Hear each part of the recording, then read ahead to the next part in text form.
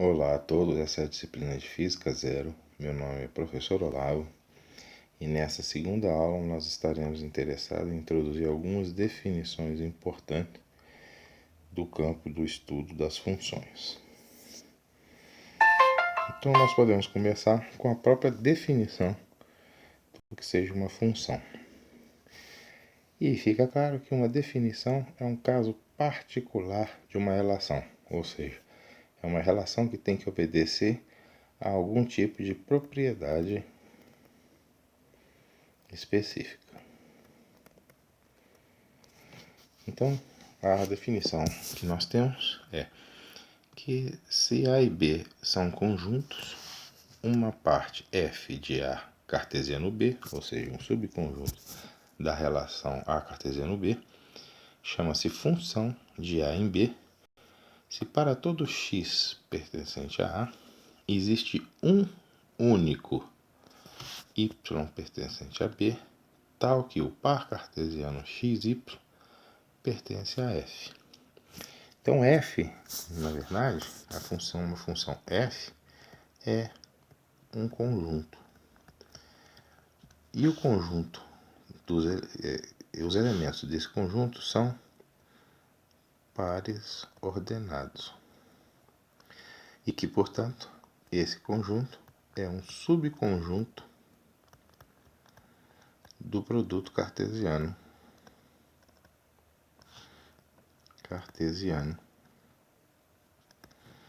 entre os conjuntos na definição.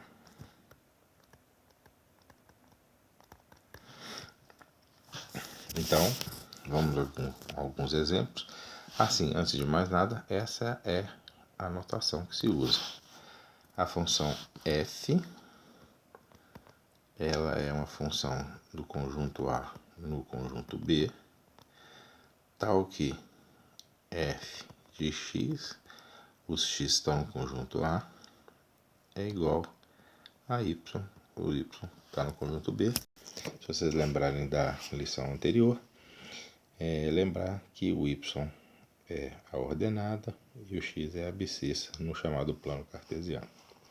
Ok, vamos ver aqui alguns exemplos. Vejam, neste exemplo da cara alegrinha, nós temos o conjunto A, nós temos o conjunto B e nós temos os pares ordenados 1, 3, que constituem a relação 2, 3, 3, 5 e 4, 5. E a grande pergunta é, isso é uma função? E a resposta é, sim, é uma função, por isso que a carinha está alegre. Porque para cada x só existe um y. Veja que pode existir mais de um x para um mesmo y. O que não pode existir é mais de um y para cada x. Então, para o 2 só tem o 3, para o 3 só tem o 5, para o 4 só tem o 5. Então, isso é uma função. Agora vejam esse exemplo. Para o 3 só tem o 1, para o 3 só tem o 1, para o 9 só tem o 13. Mas vejam que não há ninguém na correspondência com 7. Então, não é função. Porque para todo elemento de A tem que haver um elemento de B e um único elemento de B. E o 7 não tem nenhum elemento associado a ele no conjunto B. Este outro aqui também não poderá ser considerado como uma função. Por quê? Porque neste caso, todos os elementos de x estão na relação com o elemento de y. Mas neste caso aqui, o 3 está na relação com o C e ele está na relação com o D também. Então não é verdade que existe um único elemento de y que está na relação com o elemento 3 de x. Então não é uma relação. E não é uma função, apesar de ser uma relação. Vamos considerar aqui algumas definições importantes. E lembrando que a nossa definição de função foi dada dessa maneira aqui. A função f de A em B tal que o x é elevado num y que é igual ao f de x. E aí, quando se define dessa maneira, fica fácil de definir alguns conceitos importantes da área das funções. O conjunto A, que é o conjunto de partida, no plano cartesiano seria a abscissa, ele é o chamado domínio. Já o conjunto B, ele é chamado de contradomínio. Agora, os elementos y, portanto de B, que estão na relação com algum x, são chamados os elementos que constituem o conjunto imagem. Todos esses aqui, domínio, contradomínio e imagem, são conjuntos. Vamos ver, por um exemplo, que conjuntos são esses. Veja, aqui nós temos, vamos chamar esse conjunto aqui de A, vamos chamar esse conjunto aqui de B, e vamos chamar esse pequeno conjuntinho aqui que é tracejado de C. Veja, todos os elementos de A estão na relação com apenas um elemento do outro conjunto, que a gente chamou de B, que é o contradomínio. Então, eles formam o domínio, eles estão no conjunto de partida.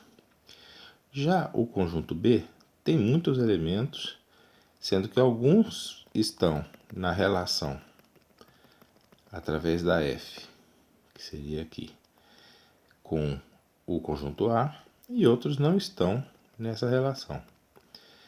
Esse conjunto B todo é chamado de contradomínio, mas a imagem é o conjunto apenas dos elementos que estão na relação do conjunto B, que estão na relação com os elementos do conjunto A.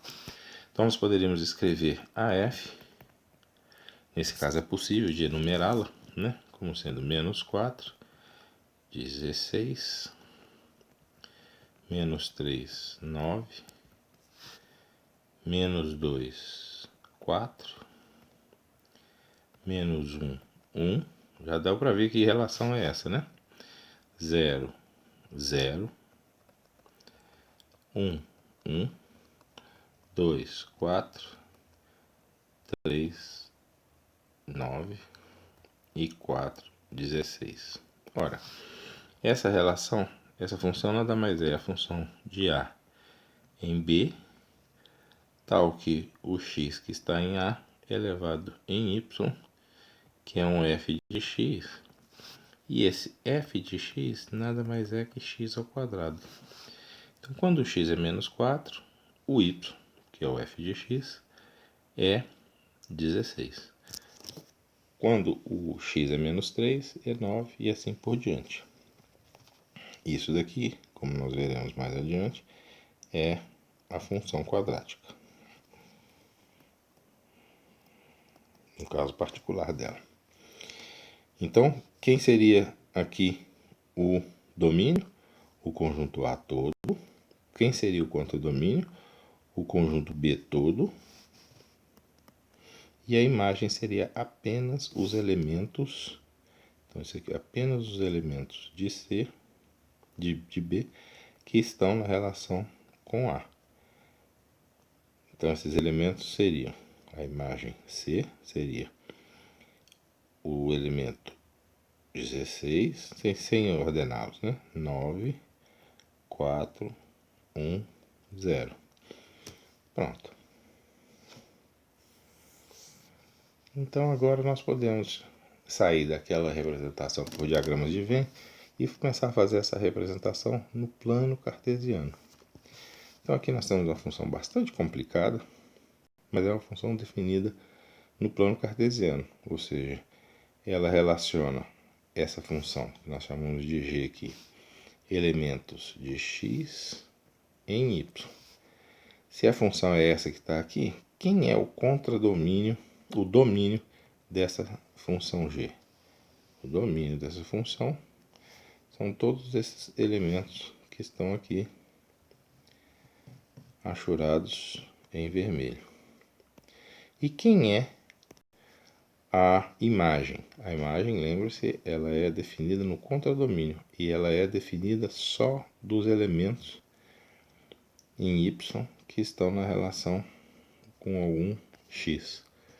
Então são essas aqui, são esses elementos aqui. O contradomínio é o y todo. Bom, espero que essas definições tenham ficado claras para todos vocês.